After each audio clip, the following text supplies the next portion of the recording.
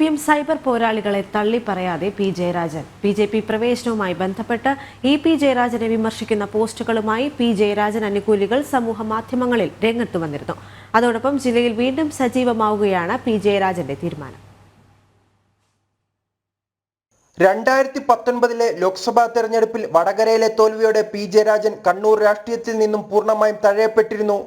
തുടർന്ന് 2021 നിയമസഭാ തെരഞ്ഞെടുപ്പിലും 2024 ലോക്സഭാ തെരഞ്ഞെടുപ്പിലും മത്സരിക്കാൻ ആഗ്രഹിച്ചെങ്കിലും പാർട്ടി സീറ്റ് നൽകിയില്ല. വ്യക്തിപൂജയുമായി ബന്ധപ്പെട്ട് പാർട്ടിയിൽ നിന്നും വിമർശനങ്ങളും ഏറ്റുവാങ്ങി. എന്നാൽ പി ജയരാജന്റെ BJP പ്രവേശന വിവാദത്തോടെ ജില്ലയിൽ വീണ്ടും സജീവമാകുവാനാണ് പി ജയരാജന്റെ തീരുമാനം. അതോടൊപ്പം സൈബർ സഖാക്കളെ തള്ളിപ്പറയാനും പി ജയരാജൻ തയ്യാറായില്ല. പി ജയരാജനെതിരെ രൂക്ഷ വിമർശനമാണ് പി ജയരാജൻ അനുകൂലികളിൽ നിന്നുണ്ടായത്.